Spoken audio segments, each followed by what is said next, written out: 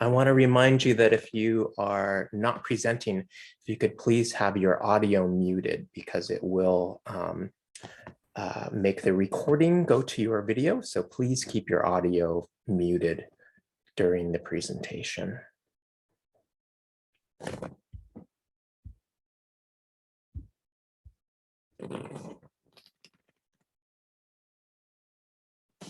Great, we'll just give a couple minutes, huh, Ava? Have the event started just a few minutes after?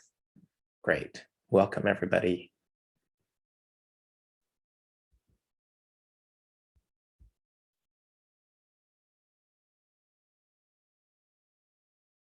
I feel like we need some like elevator music or something to get started.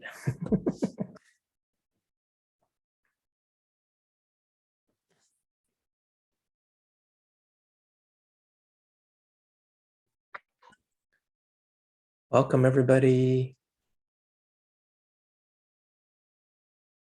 We'll just start in one more minute.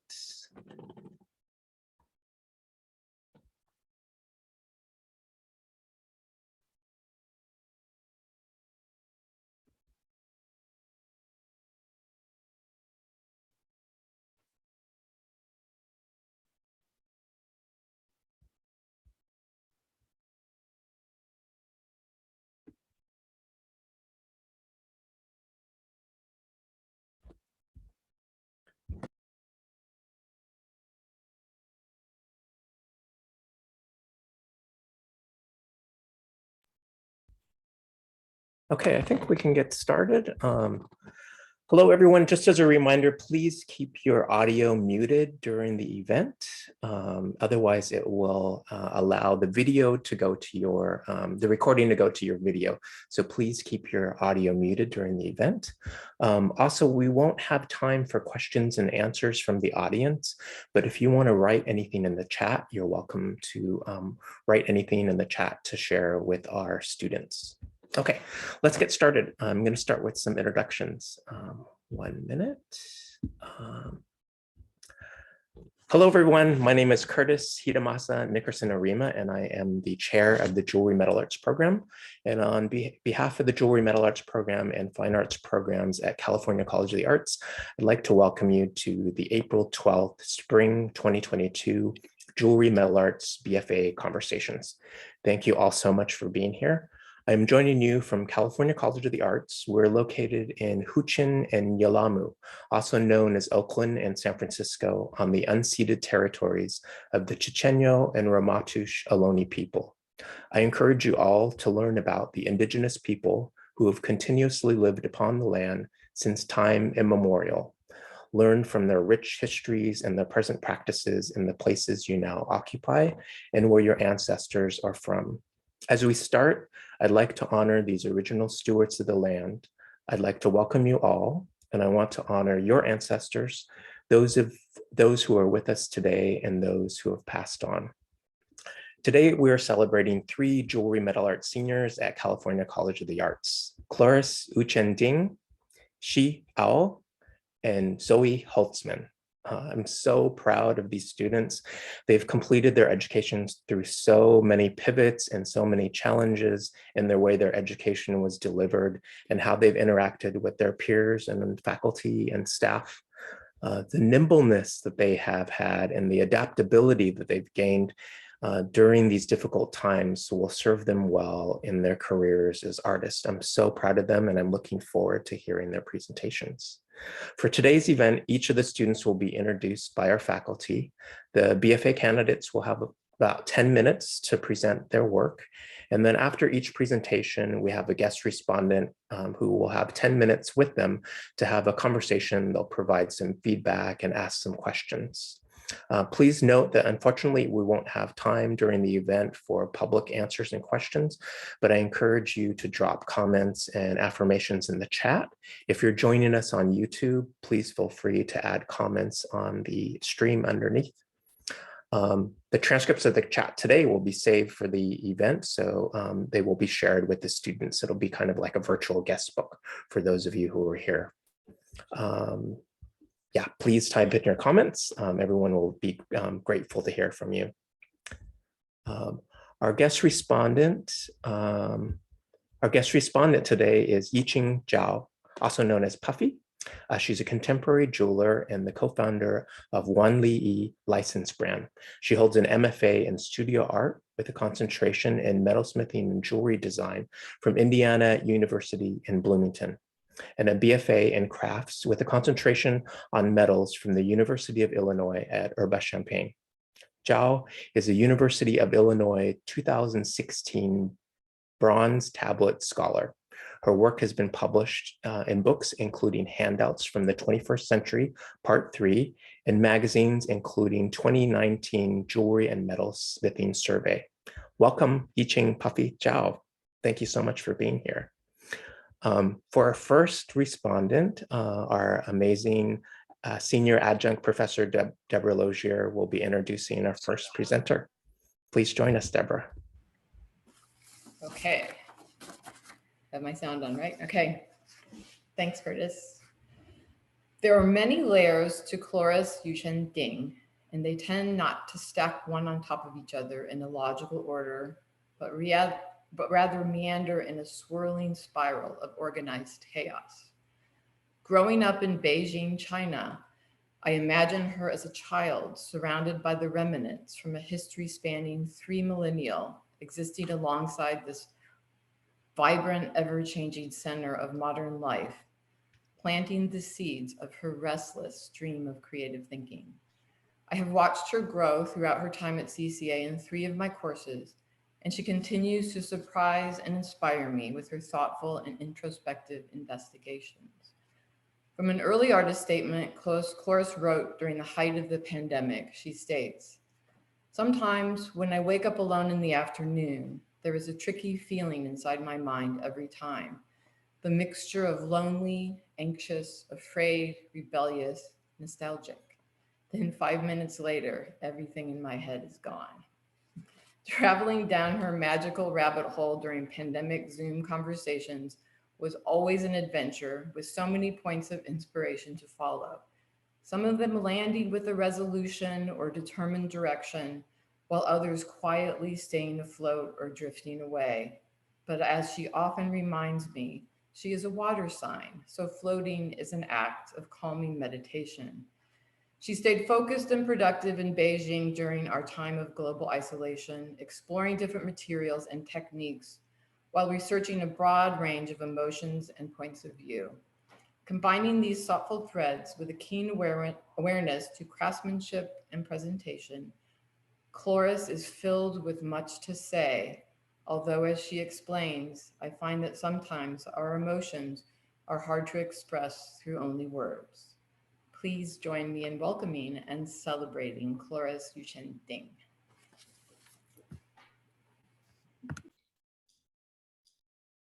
Okay, can you hear me? Hi, my name is Chloris Ding, and here I want to give a thesis conversation about my BFA degree show at California College of the Arts. So yeah, I'm from Beijing, and right now I'm an artist and designer based in Beijing, the Bay Area, and I'm moving to Providence for the upcoming 2 years.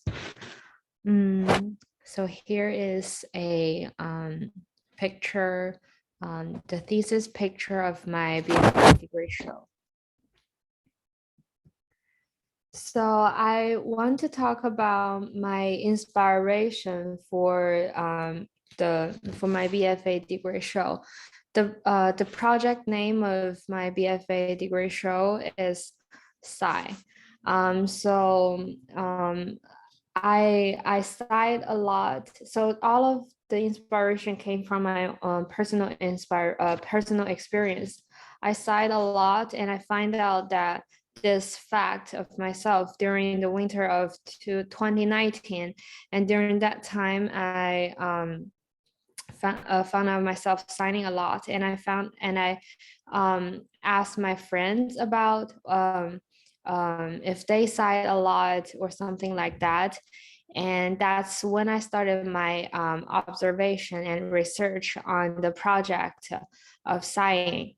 And so here's like a mood board and previous collage I have for this project.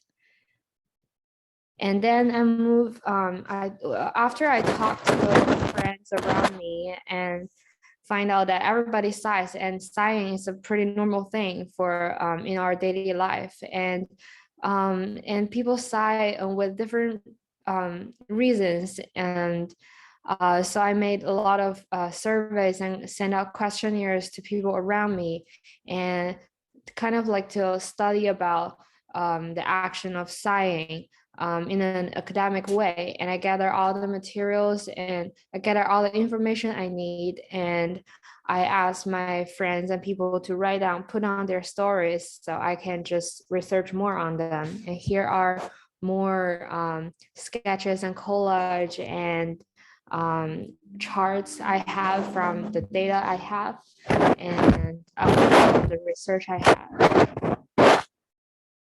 And then I move on to a color palette discovery part. So there is a vague vision of how my work should look like in my head before starting on it. So I kind of like put them out in sketches and trying to find out like a clear either pattern or like a color palette of how I should put it in my project.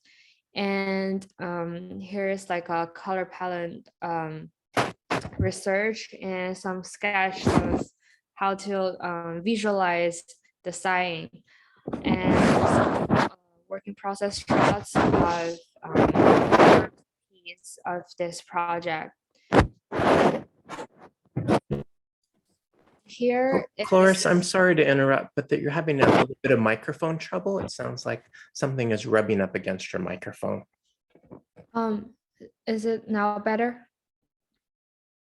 Yes. Okay, sorry about that. So here is my first piece of this project, of the sighing project. The title of this piece is Sigh. So for this piece, I'm using Tyvek and the polyacrylic fiber to visualize the emotion of depressing, forbearing, and vulnerable, the first impression of sighing. So since it's I would call it an installation piece, but it is also wearable, and you can find out on the picture on the right side of this presentation page. In that page, so you can see I'm wearing it, and I'm kind of like performing upon like how people sigh. And so that is the first piece of the whole concept. And then I move on to the second part of this project.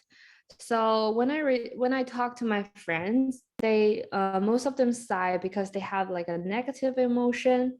And one of my friends' way of cheering himself up during having a negative emotion is eating sweets, eating candies, having candies. So the second part of this project is called candy collection.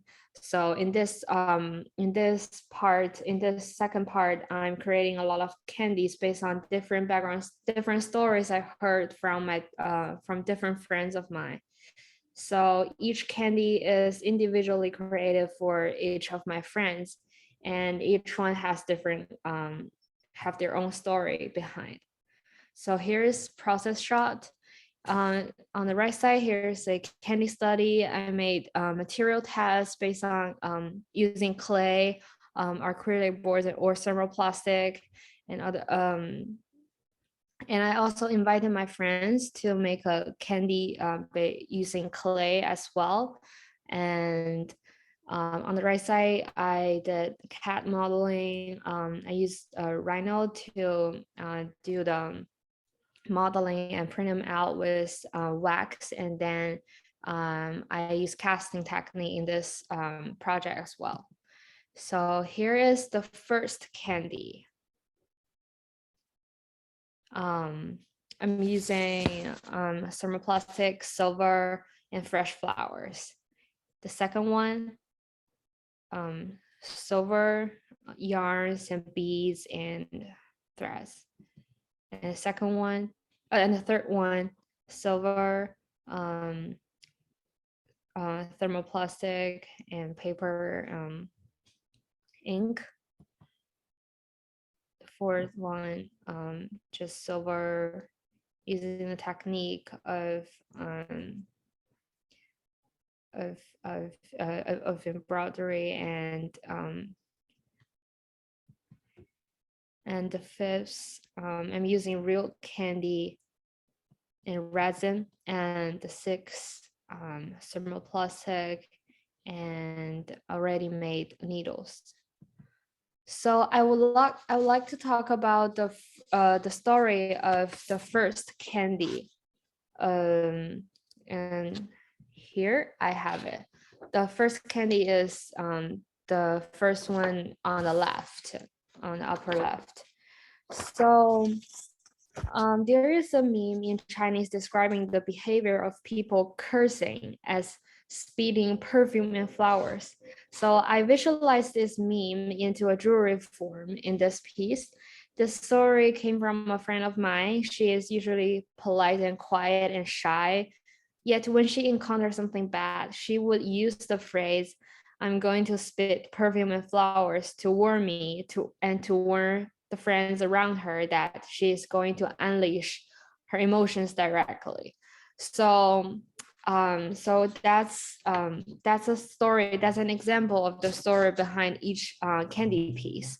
And so for each one, there is a different name, different title, and different background stories. And if you are interested in them, hope you can check them on my Instagram account, and later I'll show the QR code of my accounts.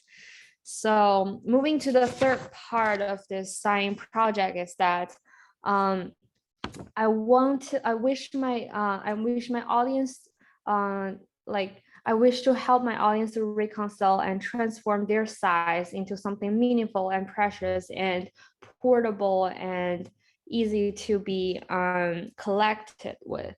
So I found out this chemical equation, which is carbon dioxide that is interact with a kind of chemical solution, where I can get carbon carbonate that is a kind of wet sediment, and it is the major material of plaster powder. So in this project, so in this step, I'm creating my own plaster powder, and here is a process shot of how I was creating my own plaster powder and made it into square plaster boards, real plaster boards. So in this way, plaster boards I made is something portable and something to carry the meaning of cherish something precious and meaningful. So here's the final work of the third process. I called them plaster boards, and I invited my friends to write down their negative emotion, like their words when they have negative emotions. And I put the old papers I made on the top of the plaster boards and cherish them in a delicate box. And that is the final step of my project. So I'd like to talk about my upcoming 2 years. So I'm going to graduate school at Rhode Island School of Design, and still majoring in jewelry and metalsmith and pursuing my MFA degree there. So that's why I'm moving to the Providence when back to like when I talk about at the beginning. So I have founded my own studio and brand based in Beijing, and I am also being an artist, and I also create fine arts work as well. So, and here are my Instagram accounts if you'd like to follow me, just to check out my latest works and designs. And yeah, and last, I would like to give big thanks to my professor at CCA, to Marilyn Da Silva, Deborah Lozer, and Curtis Arima on especially on my application to Rhode Island School of Design, and especially during the 4 years, just helping me and developing me as a professional artist and designer. And thanks to Yilin Zhang and Lu Shan Zhang, they are my tutors when I design my portfolio to graduate schools as well.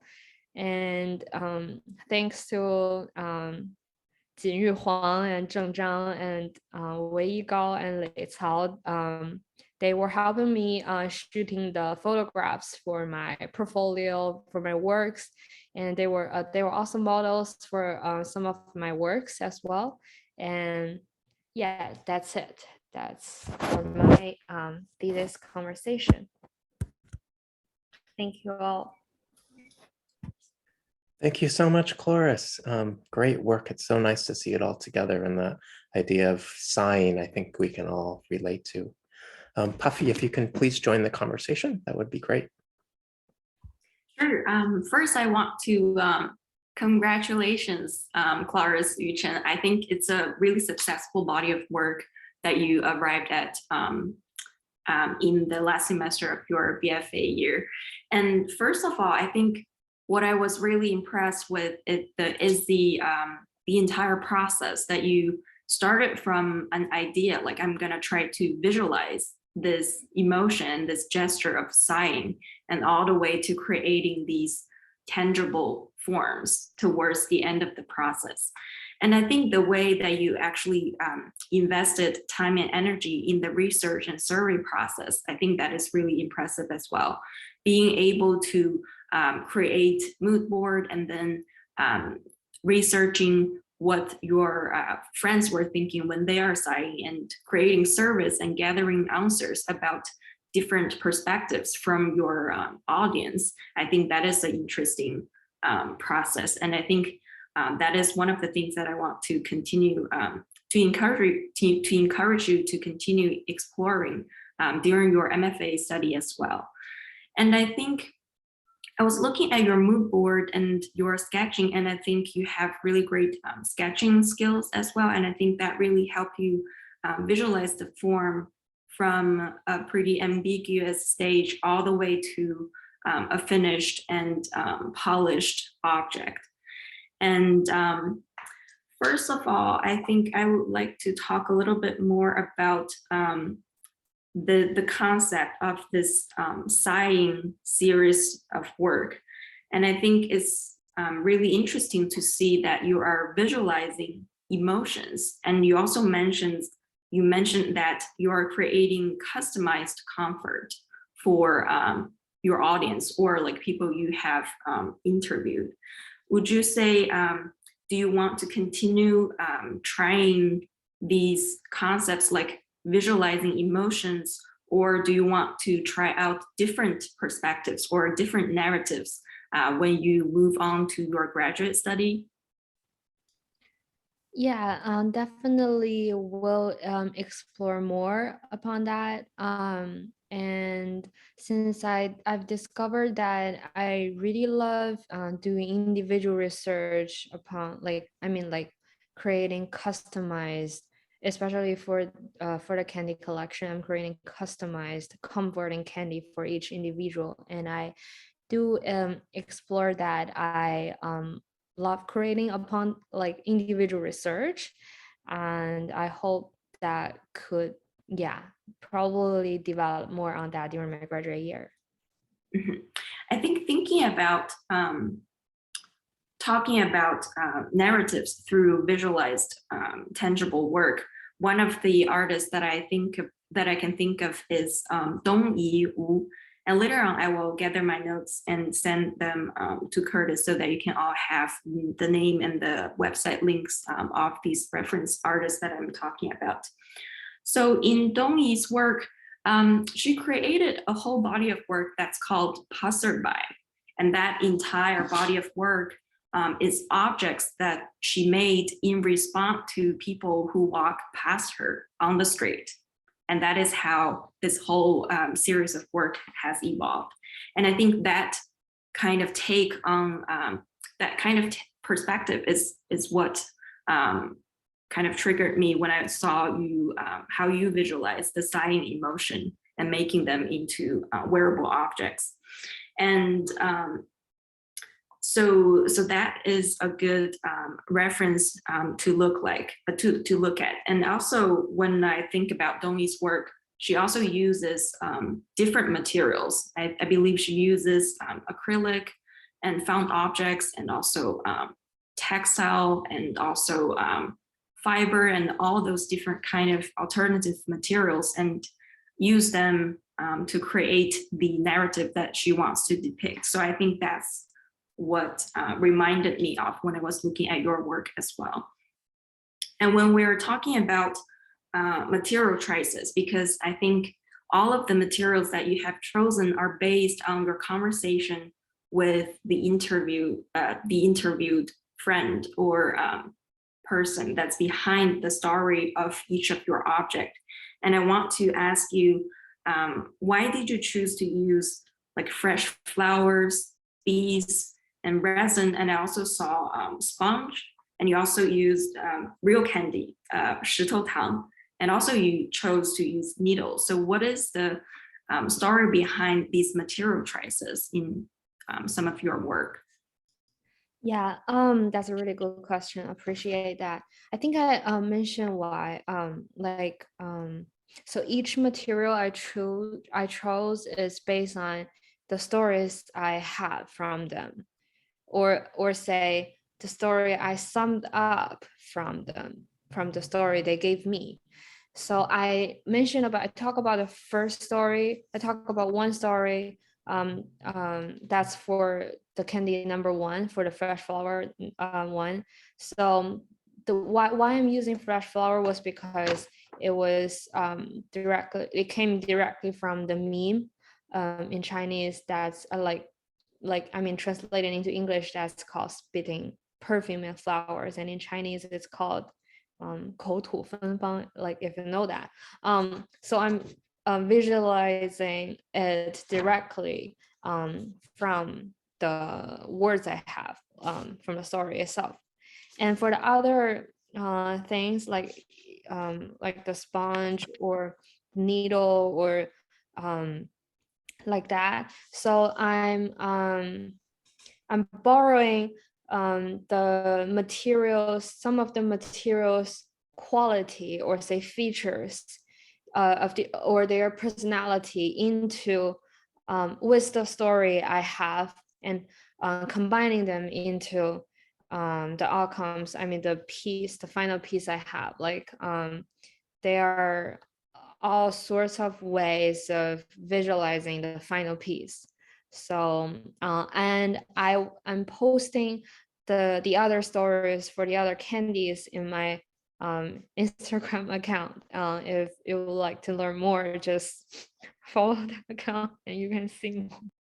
Sure, you will see my direct message later, I think, because I'm really curious to learn more about the behind the stage stories. And when I was thinking about how you made your material choices, that reminded me of Tatsuya Tanaka's work. He is a photographer, I think, and he takes photos of the miniature art he creates. He uses like everyday mundane objects, like a piece of broccoli. It could be a tree in his miniature art. And that reminded me of how you can use like found objects, or objects that is either belong to your friend, or objects that you think could relate to the story, and you can use that to create a scene or a wearable piece of art. And I was also definitely wanted to comment on how you even take the step to create your own material, because I was reading you created your own plaster powder and plaster boards because you investigated the component of sight, like the breath that we are sighting out. And I think I would want to encourage you to continue exploring, inventing your own material or taking the extra step before you even start the fabricating process. And that also reminded me of BFA Cao. BFA's work, he made his material as well. He uses baby milk powder and I believe also baby oil. And then he used coloring. So he mixed those components together to create colorful, like little tablets. And then he used these materials to weave or join them together. And then that will form the final product. And the way he is mixing the material is because he wants to mimic the imagery or the materiality of jade. And that also is related to how he conceptualized his body of work. But I think that kind of design thinking is what I was reminded of when I was listening to your presentation. And I think that is a really interesting take to invent your own material and then further create work using the materials that you invented. So I think that was definitely one of the really great things. Sorry, that is my timer for 10 minutes. Yeah, do you have any questions for me, Cloris?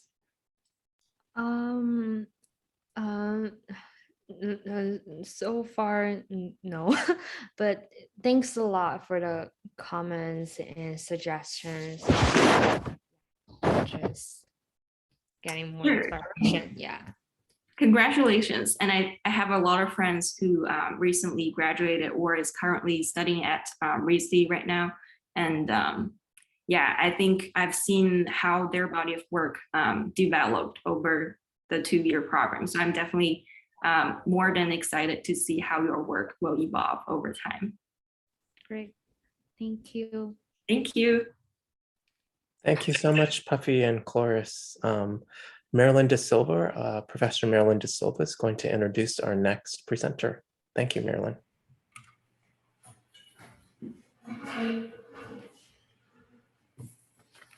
Hi, everybody. Glad to be here today. I'm introducing Shi Yao. Shi Yao was born and raised in Wuhan, China. She returned to China soon after starting college at CCA. She wasn't ready for life in the US. While at home, she was introduced to jewelry by her high school teacher. Quote, "At that time, I just wanted to learn something to open up my closed world. And I gradually discovered the charm of jewelry. Metals was hard, as stubborn as I was, and gradually people always find a way to deal with them. I was fascinated by the intellectual process," end quote. So she returned to CCA and started taking courses in jewelry metal arts where she found her community. A fond memory for me is the first time I met Shi in my beginning metals class. She chose the bench closest to the door and put her large bag on the floor. As I made my rounds helping the students, I noticed that her bag was moving a little bit. I looked closer and out peeked the tiniest dog head I ever saw. It belonged to an 8-week-old Chihuahua named Lulu. Lulu often came to class that semester in Shi's purse and seldom made a peep. I guess you could say she was our unofficial mascot. When I asked Shi what her favorite metal process is, she said, quote, "My favorite part about metal is raising. It is a metalworking technique whereby sheet metal is formed over a solid object by repeated courses of hammer and annealing. In fact, no obvious change can be seen in each round, but each moment of being present comes into a solid container at the end. This process is magic," unquote. I've worked with Shi throughout her time at CCA in our program. She never ceases to amaze me with her curiosity and adventuresome attitude about metals. Her work is so expressive. She says, quote, "I want my expression to be honest and close to the audience. I want my work to be a friend to the audience and to constantly inspire each other," end quote. May I introduce Xiao.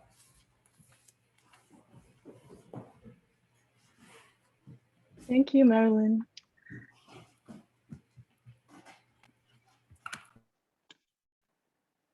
Okay, hello, everyone. My name is Xiao. I'm a student who is going to graduate from CCA Jewelry and Metal Art Department. I was born and raised in Wuhan, China. Like many people,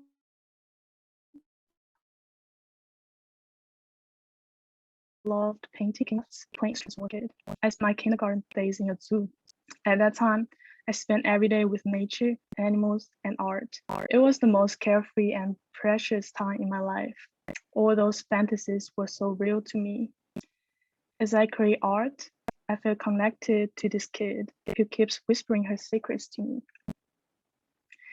In my artwork, I use multiple materials, metal, clay, and textile. I like exploring different ways of telling stories in different materials. My inspiration mainly comes from two aspects. One is curiosity about external things, and the other is response to the inner world. So in my studio practice, a lot of my work was inspired by nature, like this one. This piece is about the process of a flower named night blooming cereus, from bloom to wither. Night blooming cereus refers to the flowers that bloom only at night, and the flowers are short-lived and bloom only once a year for a single night. I was attracted to the mysteriousness of the night blooming cereus, so I create this piece. And this piece is the scale of time. I made a sunflower with a clock. It's a movable piece and it can measure the time. I got inspiration from Norman, which is what people use in ancient time to check time. Because young sunflowers chase the sun, and I incorporate this feature into my piece. And this work is the first piece after I came back to the studio after more than 1 year of online classes. In this piece, I found out my favorite technique, racing. I depict the body of the apple by racing and put the shape of cells on the surface to express its life state, beautiful and vulnerable.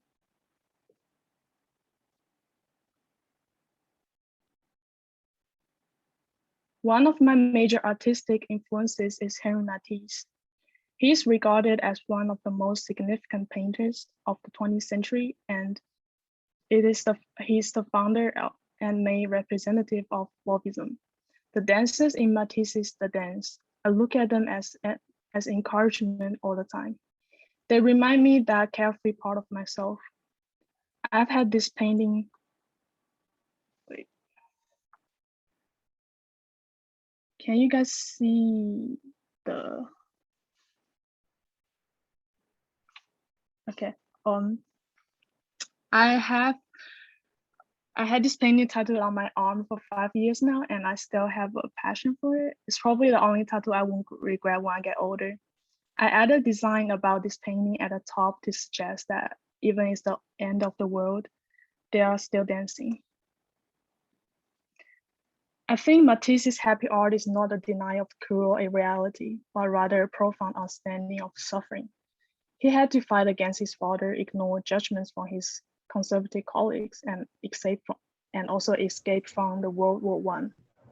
But cheerfulness is an achievement, and hope is something to be celebrated. He not only influenced my artistic creation, but also light up my world all the time. Now I'm going to introduce my senior exhibition work. While I'm presenting this project, I want to tell you this story. In April last year, I suddenly dreamed of my uncle, who had died over a decade ago. This was the first time he came to see me in my dream. He asked me, Do you feel far away from your family? I said, yes. I don't even know what their lives are anymore. He sat down in front of me silently. I was wide awake in my dream. I knew I was in my dream and I wanted his guidance. I asked him, what is life? He wrote me a poem that I couldn't understand at that time. And in May, when I went back to China, I saw my father. He was a totally different man last time I saw him. And no one told me this till I met him. He was in a wheelchair with a clear 3-inch scar on his head. When he saw me, he just sat quietly without giving me his usually welcoming hug. I asked him, do you know who I am? He said, I don't know. Honestly, this is the first time I've ever felt this way in my life. It's indescribable. It was like a storm swept through my house and then destroyed a large part of my life. I lived for 23 years as a daughter, and now I don't know where that identity went. And I realized that the identity of being a daughter will disappear one day eventually. At this point, I have to answer one of the ultimate questions: who am I? This is the beginning of the project of unknown identity. Crocheting is one of the skills I learned during the pandemic. Yarns are warm and soft, and crocheting process calms me and heals me. And I need this process. I decided to make balaclavas, which indicates multiple meanings in this project. The process of putting a mask on is a metaphor for the erasure of the identity we take for granted. Also, I'm protected when I put on the masks, which is how I am now. Even though I'm no longer a daughter, I'm still protected. These works are the answers to the question, who am I? And let me go back and talk about some details of each work.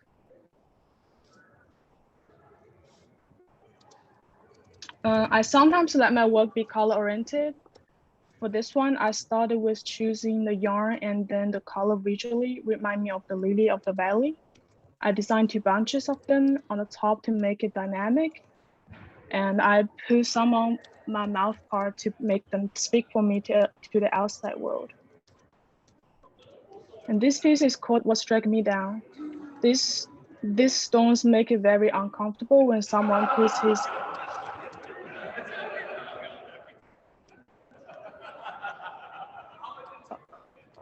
These stones make it very uncomfortable when someone puts this piece on their head. They are only darkness and sinking. Besides, I made a vessel out of this thing by using another material, clay. Clay has a certain elasticity, which can well show the deformation caused by the stone pulling. This about what I said. I use different materials to show diverse narrative perspectives. The name of this piece is Celebrate and Breathe. As I mentioned, Matisse, cheerfulness is an achievement and hope is something to be celebrated. This piece is my response to suffering.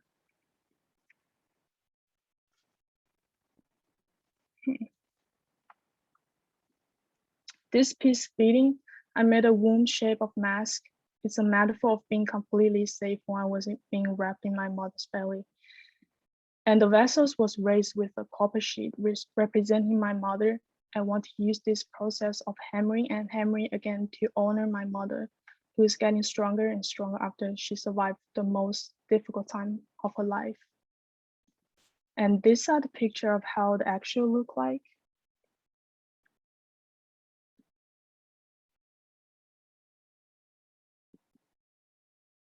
And this is all my presentation. Thanks for coming and listening. And I want to give a special thanks to everyone in jewelry and metal art department. We were so united together and worked through the hardest time and the most special time together. All the faculties here always make me feel safe and let me be free to explore anything I want to. It was an amazing journey. Thank you all. Thank you so much, Shi. Thank you so much for sharing such an honest account of your work and your process and your story. Really appreciate it. Puffy, if you could join the conversation now, it would be wonderful. Sure. Thank you so much, Steve, for sharing your thesis body of work. It was really exciting to see that you explored body adornment, which is outside of brooches, necklaces, bracelets, and other form of jewelry that I've been surrounded with when I was doing my undergraduate and graduate study. And I think I want to ask you, would you be continuing to explore these type of face adornment in the future, or is this type of jewelry more attached to this theme that you're exploring? Definitely yes. But at this stage, I don't know. Like I think I would make like those happies. Try to make those happies like out of metal. That's what I would like do next step. Yes, when you talk about making these kind of face coverings or head adornments in metal, that reminded me of Lauren Common's work. I believe there is a whole series of hoods that Lauren Common made that's covering the face, and it is made of a variety of different materials. And I think it ranged from pearls. Like there's strings of pearls that cover the whole face. And there's also textile that she used. And she also used metal for the material choice for some of the hoods that she made. And I will include her website so that you can take a look at her work, because that's one of the iconic artists when I think about face covering or hoods. And I was also curious to see that you used wool as a material choice for a lot of your thesis pieces, not only the face coverings, but also the raised forms also had wool for some of the component. And I think as a material choice, it's inviting for touch, and it really embraces and protects the face. And I also wanted to ask, why did you decide to use wool as a material for this specific thesis body of work? Because I think this piece about is healing what I suffered last year. So I decided to use this material because it's soft, and the process of crocheting is I don't know, it's like a healing process for me. So that's why I decided to use that. It's different from metal, you know. Mm-hmm. I think it's definitely a really great material that is soft and inviting the touch and the tangible experience. And that made me think of other materials that may or may not be commonly used when we think about soft materials. When I was looking at Yi Cao, I think she's currently studying in Germany, pursuing her degree right now, and she used dust as a material choice. She collected dust and then used the collected material to make like a series of brooch. And I think that could be an interesting route to explore or think about, because when we think about soft material, it doesn't have to be a material that we can buy directly. You can actually think about it in different kind of perspective. Maybe you can use wool, but maybe you can pull them apart and reassemble them and then transform into some other wearable object. And you can also think about things that's not very traditional, like collecting dust, because that carries memories, that carries narratives to itself. So you can think about some other material traces to explore and experiment with if you were to want to work with like a softer material in the future. I think that could be exciting as well. And also, because in your work, I've been seeing you combined metal and also wool, and also you combined clay with stone and wool. So I'm seeing a lot of juxtaposition among hard and soft, and that immediately reminded me of exhibition. It's a annual exhibition called Materials Hard and Soft, and I think it's been there for I want to say a good over like 20-30 years, and you can check out their exhibition last year, the 2021 exhibition, because when I was looking at last year's exhibition, there are different takes on this topic, hard and soft. You can see the exploration of this theme in a literal way, like artists used perhaps wood versus fiber. So they use like a hard material and a soft material, and to create a body of work, and that expressed this theme. But you can also find artists who take on this theme of the exhibition from a totally different perspective. You can find Cleo Herbert's work. So Cleo Herbert used chainmail. So all of the hood that Cleo Herbert made is made of metal. There's sheet metal, but then Cleo Herbert incorporated chainmail to create flexibility and vulnerability using a hard material to begin with. So you can think about transforming even like a rigid, solid material like metal into something that is soft and inviting the touch. So I think that could be an interesting exhibition for you to take a look at, and trying to see how other artists chose their material choices and how they translated a material that we don't commonly think their materiality as something that is soft and inviting for the touch. And I think that could be interesting to see and explore on. And I was also hoping to ask you, did you enjoy enameling technique during the learning process? Yes, I like enameling. Mm-hmm. Yeah, because I remember seeing the apple form that you raised and then enameled, and then you were also including your favorite artist drawings, and also we've seen your tattoos. So those kind of imagery reminded me that enameling is actually a really great technique to incorporate visual imagery or like graphic design imagery into like a metal body of work. And there are different techniques that you can explore on, such as like cloisonne. You can easily use cloisonne ware to create like texture pattern imagery. And I think that is how really it hit me when I saw your apple piece, because that's really stunning. And could you talk a little bit more about how you enjoyed raising as a technique? I basically just like very attractive to the raising technique. Like, I don't know, it's like what I told Marilyn, is like a magic process. Like, you being present all the time to raise that metal, and like you don't see an obvious change from each like hammering, but like at the end it becomes like a solid container, which is like a very magic process for me. That's why I like it so much.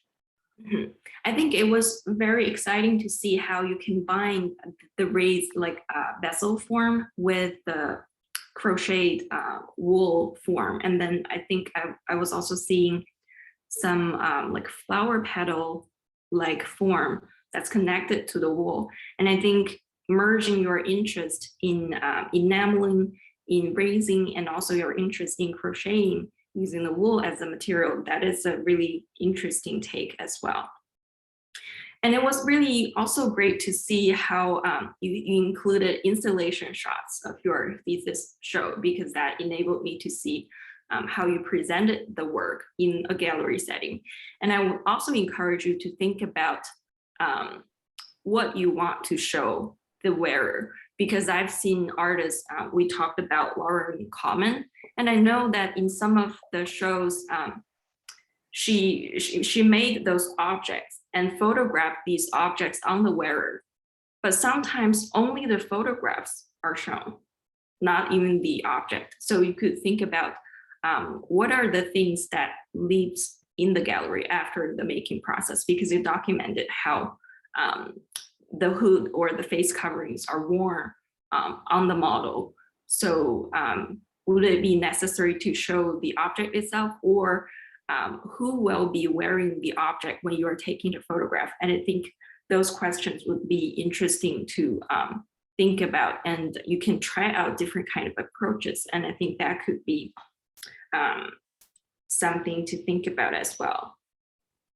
That would be what I wanted to say. Do you have any questions for me, C?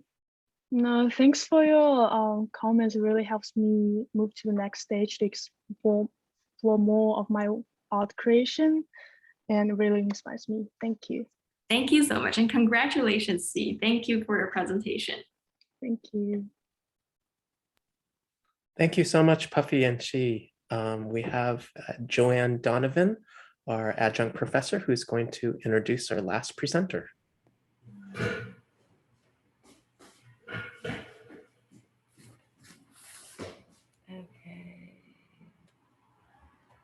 I don't know. Okay.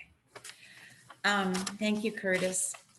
I am honored to present Zoe Holtzman, BFA Thesis Candidate for 2022. I have known Zoe since 2020, that year, when she was a student in my casting class. It was then that I saw her creativity and dedication to her major. During these past few years, I have watched her grow and develop into the metal artist that she is today. Zoe is of Chinese and Hawaiian descent. She grew up in the Bay Area and resides here still today. There is much to tell you about Zoe, but most important is that her inspiration for her work has always involved nature and her ancestry. She specializes in techniques of hand fabricating, hammer texturing, and the usage of stamping tools. She works primarily in sterling silver and found objects such as shells and stones. With these techniques, she connects her culture and her ancestry throughout her work, and this will be visible during her presentation today. The idea of community is also important to her, and that will be one factor that she will miss here at CCA. I believe that she will seek out new opportunities in the future that can involve this idea of community. After graduation, she hopes to take some time to travel and to just create some jewelry for herself. She will start her own jewelry business based on her usage of nature and ancestry. In closing, let me share a small portion of her artist statement that was written in poem format. An invisibility of our own kino, meaning our bodies, a collection of ecosystems that sustain us, calling my own kino to make connections, present and past, reclaiming craft and the female body. I now give you Zoe Holtzman. It's my honor. Thank you, Joanne.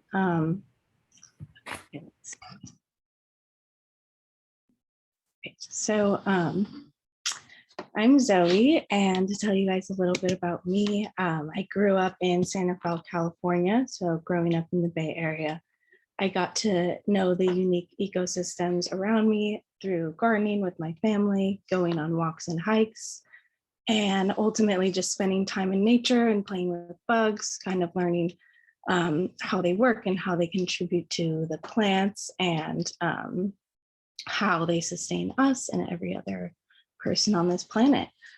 So I grew up in the summers. I learned hula in Hawaii. So that top picture here is of me, and then the bottom one is of me and my siblings.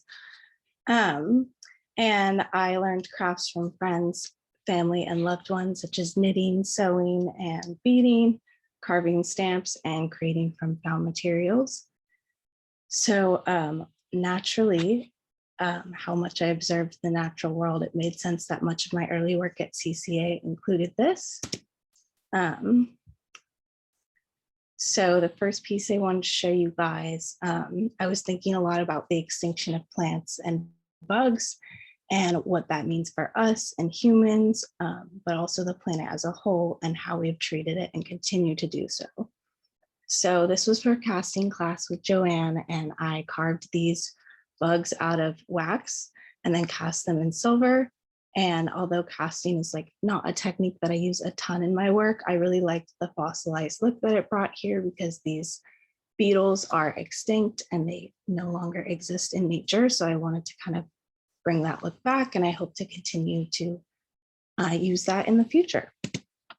And then Curtis also was challenging me to create work that tied my heritage and my love for nature and interest in the environment. So this piece here is called Ko Alua Ua, and it's the name of an endangered plant in Hawaii.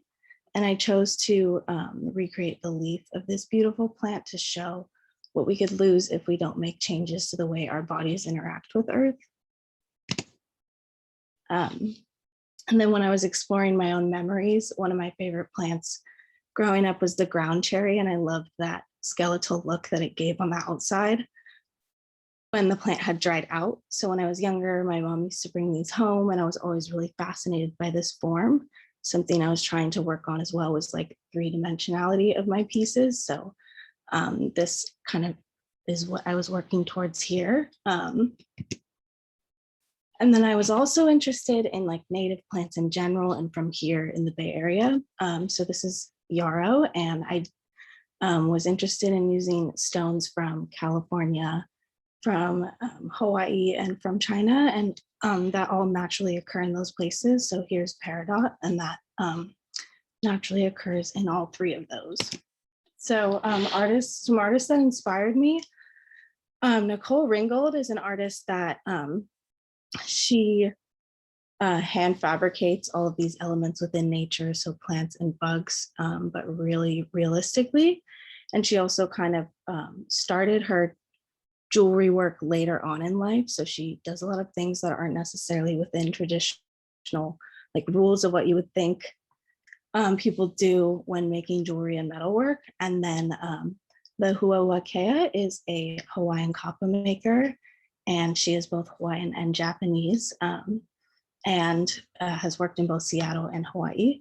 And so she does a lot of print work. So to show some of Nicole Ringgold's work, she does this beautiful hand fabrication of these plants that she finds on hikes and gardens, things like that. And then the Huawakea does these beautiful kapa works with natural pigments and different materials that she finds. And also, if anyone doesn't know, traditional Hawaiian kapa is you grow a paper mulberry tree and then you strip the bark and it's beaten out with these tools that are handmade out of wood. And then all of the stampings are done with natural pigments. And they tell stories and different things about lineage, and were also used as clothing back many years ago in Hawaii. So for my senior exhibition, the title is Malama Ikaina, which means to respect and care for the land. And with my own senior exhibition, I wanted to combine my love for metal and jewelry making with my interest in ecosystems, my heritage, and making connections. And so to read you my artist statement, kapa Hawaiian bark cloth, beaten and stamped by earth and my ancestors, almost disappearing with colonization. Casting a veil, an invisibility of our kino, our bodies. Our kino protected the Aina, land. A collection of ecosystems that sustain us, calling my own kino to make connections present and past. Reclaiming craft and the female body. Reclaiming ancestral knowledge and techniques. Reclaiming materials and symbols. Cultures and inspirations coming together to redefine, expand, and protect Aina and Kino through my practice. Ue Kalani Ola Ka Onua, When the sky weeps, the earth lives.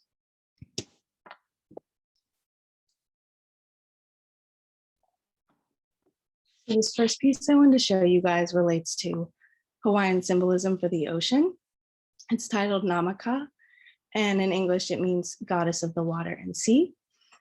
And I made this piece out of bronze, sterling silver, and I used sea urchin spines and shell beads, amethyst, and serpentine. And serpentine is another stone that occurs in Hawaii and California, so I wanted to use that here, as well as taro. The shape of the taro leaf is a plant that is like very honored back in the past and today in Hawaii, and they used it a lot.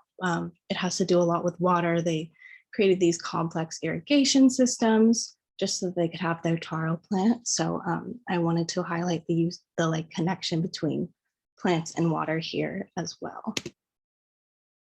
So for this next piece, I wanted to work with kapa patterns specifically, but telling the story of how my ancestors viewed and valued the land.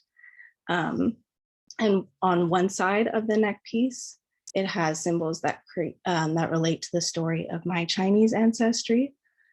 And then I showed that through the Hawaiian kapa patterns. And then on the other side of the piece, it relates to the earth and my time observing and gardening growing up.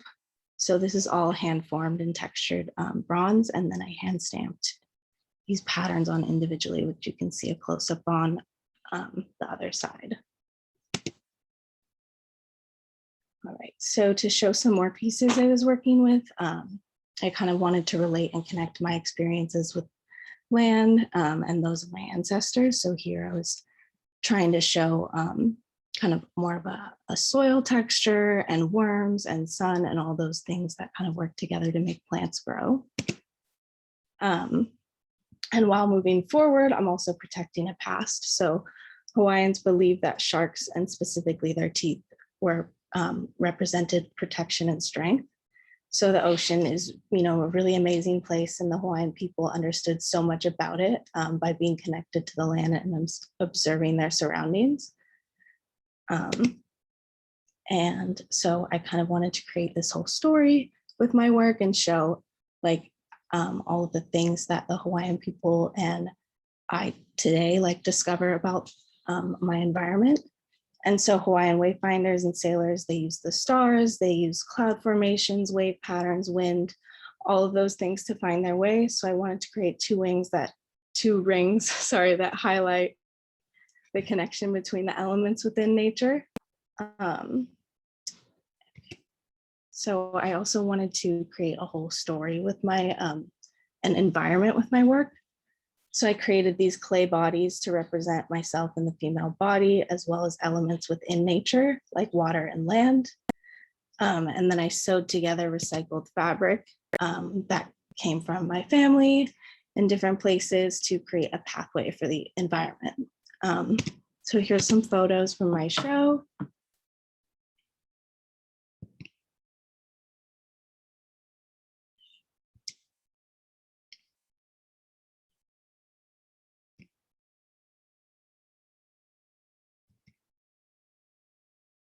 And I had some poems and different things, my artist statement put up on the wall, as well as photos of my work. And so I wanted to thank Curtis, Marilyn, Deb, David, and Joanne, and then all of my peers and students in the Jewelry Metal Arts program for making my experience at CCA full of such positive growth. I've made connections that I hope I will have for the rest of my life. And you all really pushed me to be the best artist that I can be during such difficult and unpredictable times, especially. So Joanne talked a little bit about my after graduation goals, but I want to start my own jewelry business, and I hope to continue making for our cause, to travel and continue to do things that make me happy. And yeah, here's my contact information. Anyone wants to contact me. Thank you very much. Thank you so much, Zoe. I so appreciate your combination of environmental sustainability and your cultures, and really great to hear your presentation. I'd love to invite Puffy to join the conversation and have the conversation with you. Hi, Zoe. Congratulations on arriving at your thesis body of work. It was great to see the installation imageries as well, so I can get a better understanding of how it's being presented in the gallery right now. And I think throughout your presentation, I've seen that you are interested in plant forms and insects like bugs as a source of inspiration for both the form, the color palette, and the texture of your wearable work. And I was hoping to ask, would you say you want to explore these forms, the plant forms and the bug forms, in more of a realistic approach or more of an abstract approach, or maybe perhaps even like a mixture of both, different perspectives? Yeah, I definitely see myself doing a mixture of both in the future. I think it was kind of important for me to like try doing it from both sides. And also kind of at this point, now that I'm incorporating a little bit more about ancestry and memory, I think all of those are going to come together. So, you know, I can have not only just a physical representation, but also through pattern and through other things. But I definitely want to continue to try to get, if I am going for a realistic form, really try to like hone in those skills. And I think a lot of the things that I've worked on in the past will help me to continue to do that. I think that is great. Incorporating and trying out different ends of the approach will definitely help you move forward with these themes. And when I was thinking about plants as an inspiration, one of the artists that came up to my mind is Andy Terry. So Andy creates wearable jewelry that is inspired by nature using filigree techniques. So Andy Terry's work is largely emphasizing this filigree technique, and every petal, every plant form are formed by using these twisted wire and creating filigree pattern, and then all of these parts are soldered together to form like a three-dimensional plant form. And that is definitely, I would say, taking more of a realistic approach for the form.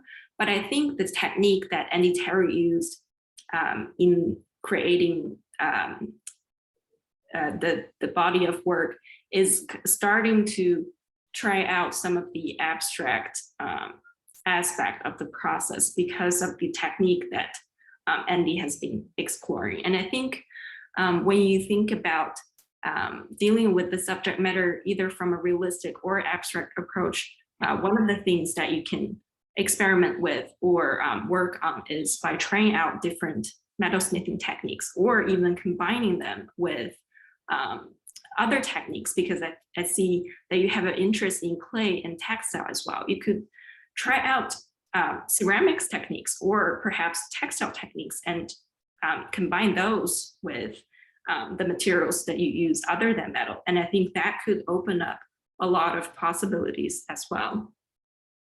And when I was thinking about the bug forms, because I know there are artists who specifically specializes in creating bugs, and those ranges from realistic bugs and all the way to abstract forms. But also there is different take on the kinetic end of the perspective, because some of the artists make the bug static forms. Some of them really delve into the kinetic side of the bug forms, and all of the legs and all of the other elements are actually movable. And I think if that's what you want to explore, I could, one of the artists that I can think about is Chon Sok from Korea.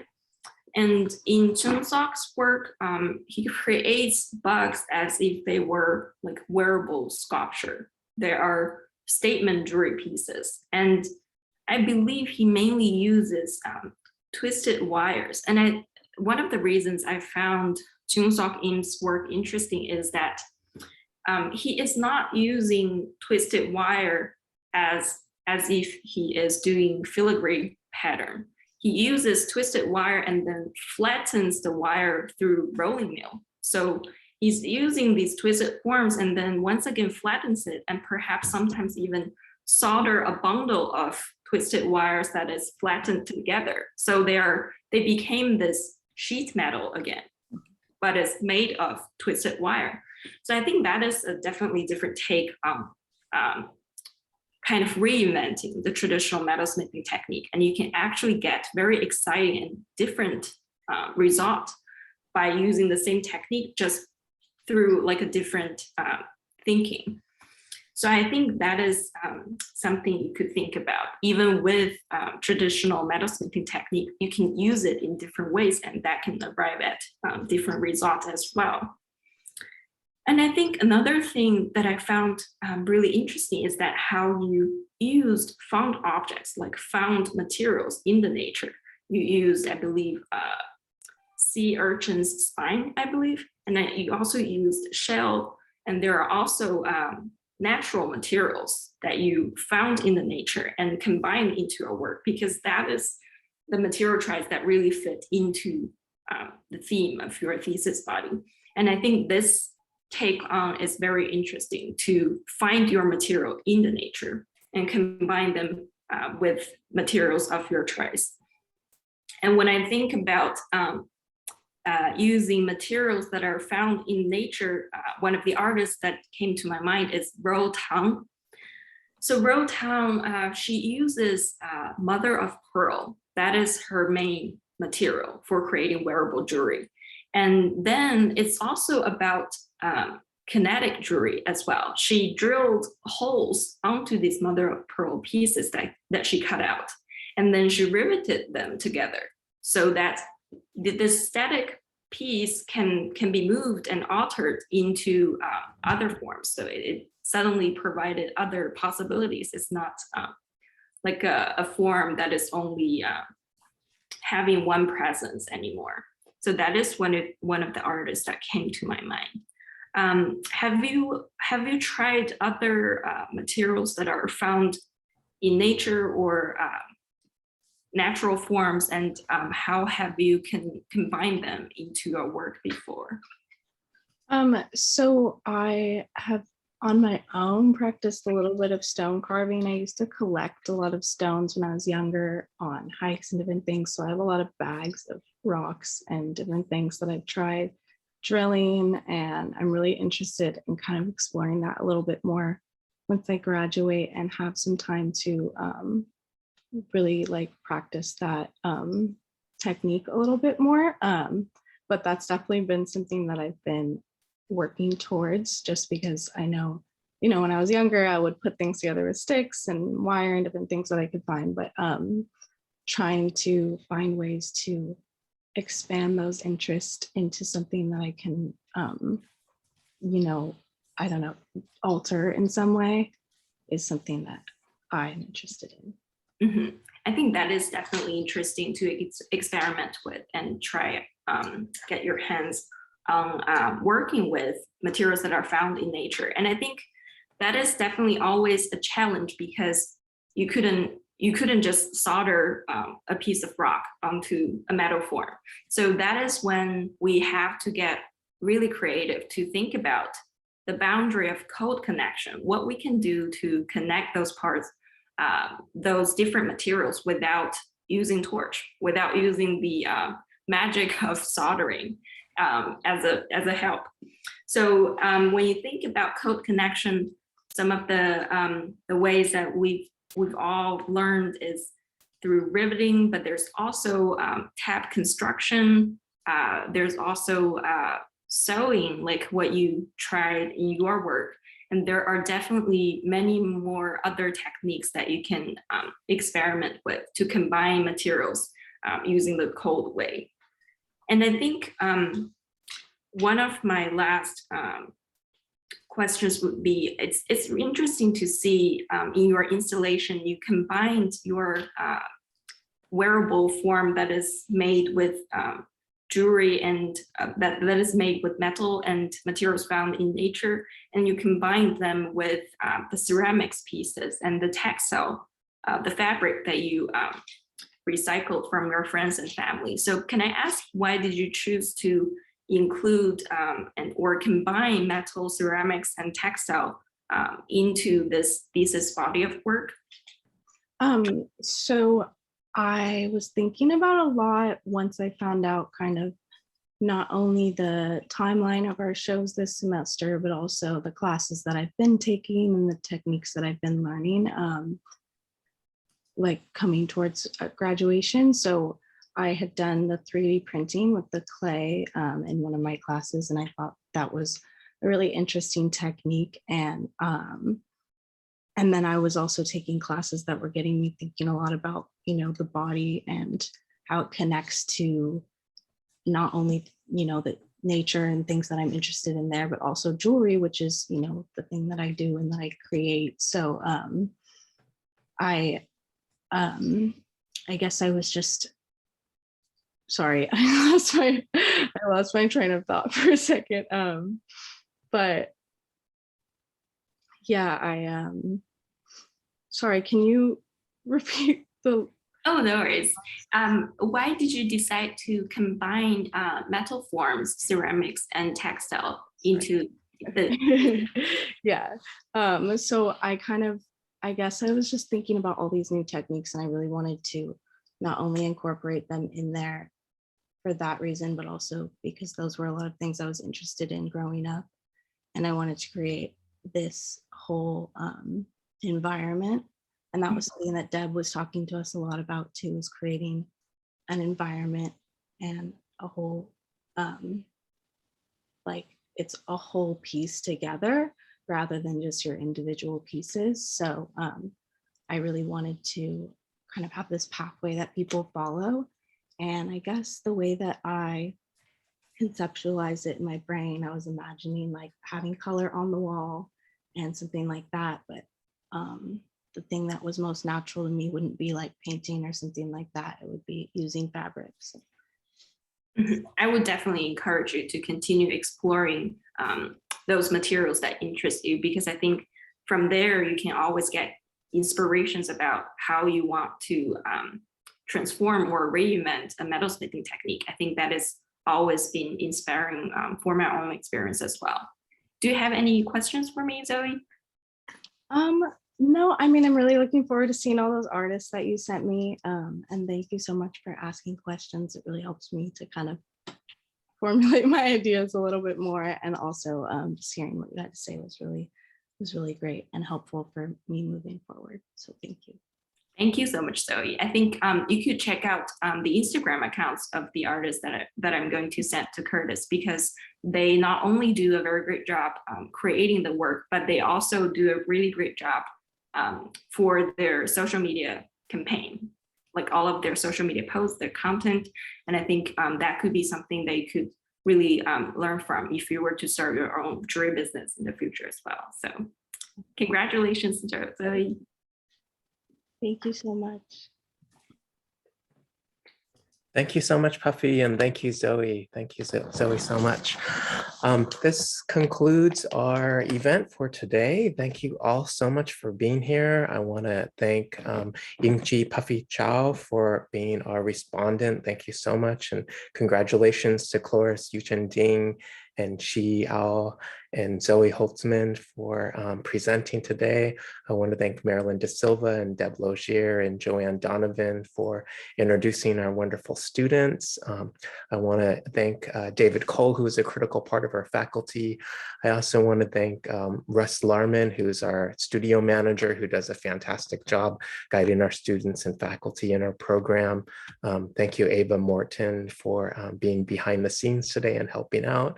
And Ingrid Wells and the rest of the fine arts team. Thank you all so much. Thank you. You can see this recording again on YouTube if you're interested in reviewing any of these presentations. And congratulations to our students today.